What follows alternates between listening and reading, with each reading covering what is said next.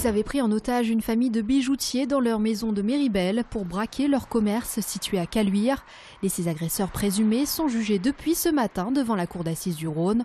Le 2 décembre 2009, ils auraient ainsi dérobé près de 90 000 € de bijoux en menaçant la famille avec un pistolet automatique. Et aujourd'hui, les répercussions sont encore importantes puisque dans le cadre de leur activité professionnelle, ils travaillent toujours dans le même secteur d'activité. Il y a cette fameuse crainte de voir de tels agissements se reproduire. Aujourd'hui, les accusés, des copains d'enfance qui ont grandi dans la banlieue lyonnaise, clament leur innocence et dénoncent les vices de l'enquête.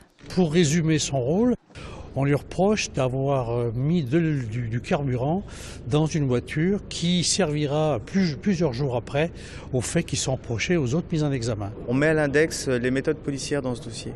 Ils ont installé une vidéosurveillance qui a été annulée par la Cour. Et pour nous, on considère que ce dossier, c'est un naufrage en fait.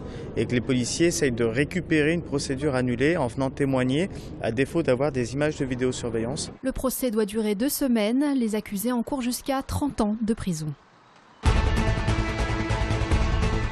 Fini la division, place au rassemblement. Après des semaines de négociations, l'UMP et les centristes de l'UDI ont enfin trouvé un accord ce week-end pour les prochaines élections municipales à Lyon. Fait plutôt rare, ils feront liste commune et ce, dès le premier tour. Il y a eu un moment donné où je sentais qu'il y avait un peu de flottement dans la prise de décision. Ma responsabilité, c'est de faire avancer. Donc voilà, j'ai tapé un peu du poing sur la table pour faire avancer les choses. Voilà, ça nous permet d'être tous là aujourd'hui et c'est formidable. Et je remercie Christophe Jourgeon. Jourgeon chaleureusement remercié, tandis que Michel Mercier, président de la Fédération UDI, a lui brillé par son absence ce matin. Les centristes qui obtiendraient en cas de victoire de Michel Avare un tiers des postes. Concession de taille toutefois, la mairie du 6e laissée à l'UMP. Dans un rassemblement, il faut travailler dans une équipe, il faut avoir une vision et une ambition commune. Et donc dans ce cadre-là, chacun doit trouver sa place et chacun doit voir quel est l'intérêt général de l'équipe et du collectif. Une équipe composée de 9 maires potentiels, 3 femmes et 6 hommes, dont beaucoup inconnus du grand public. Emmanuel Hamelin, lui, a été désigné porte-parole de cette campagne. Quant au programme, Michel Avare l'a promis, il sera dévoilé en janvier prochain.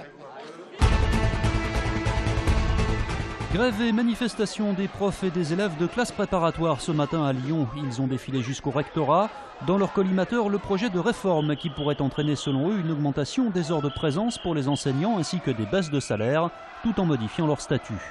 La manière dont cette modification s'est faite implique une très importante perte salariale et des obligations de service supplémentaires pour un certain nombre de nos collègues.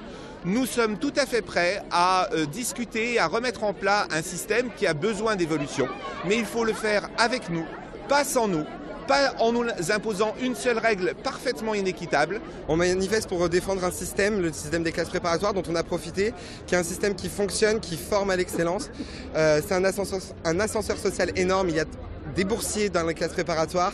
Les manifestants ce matin à Lyon étaient 1200 selon les organisateurs, 1 millier selon la police.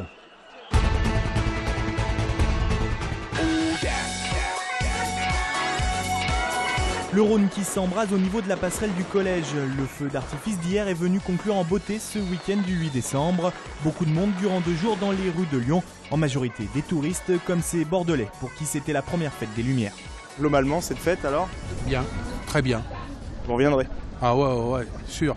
J'ai aimé le spectacle de Fourvière là. Feu d'artifice, très bien. Au rayon des tops, le spectacle du Petit Prince au terreau aura fait l'unanimité, même si l'accès à la place fut une nouvelle fois un vrai parcours du combattant. Il y avait une histoire, il y avait des projecteurs partout, c'était un peu dur d'y accéder, mais du coup c'était génial et très varié. Et la bonne trouvaille de cette édition, c'est sans aucun doute la fresque des Lyonnais. Le thème, la musique est cool, c'est entraînant, et visuellement c'est assez psychédélique, ça suit bien. En revanche, l'installation de Chantal Thomas n'a pas convaincu, tout comme Pierrot le Feu, place Bellecour. Ce soir, la fête se prolonge, les touristes seront partis, les Lyonnais vont pouvoir en profiter. Divin chaud pour fêter la fête des Lumières. Vous direz que du bien de l'UNICEF. Et on termine ce journal par la page sport et la joie des joueurs de l'OL, première équipe à s'imposer à Bastia cette saison. Hier en fin d'après-midi, les hommes de Rémi Garde ont su se faire violence après la contre-performance face à Toulouse 3 jours plus tôt et ont donc dominé les Corses à Fouriani 3-1. Cette victoire permet à l'Olympique Lyonnais de gagner 3 places au classement et de se retrouver 10e. Surtout, il n'est qu'à 4 unités du 5e Marseille qu'il affrontera dimanche prochain. L'autre événement du dimanche, c'était bien sûr la 60e édition de la Saint-Élion et ces images presque féeriques des 12 200 concurrents à s'élancer toute frontale dehors du parc des expositions de Saint-Étienne. Parmi eux, le Bayonnais Benoît Cory, c'est lui qui est arrivé le premier au Palais des Sports de Gerland, bouclant les 75 km de l'épreuve en 5h32. En rugby, la sensation est venue de Tarbes samedi où le Loup s'est incliné lourdement 37-10 pour le compte de la 13e journée de Pro D2. Sur la pelouse des Hauts-Pyrénéens, 10e au coup d'envoi, le leader lyonnais a enregistré sa 2e défaite de la saison.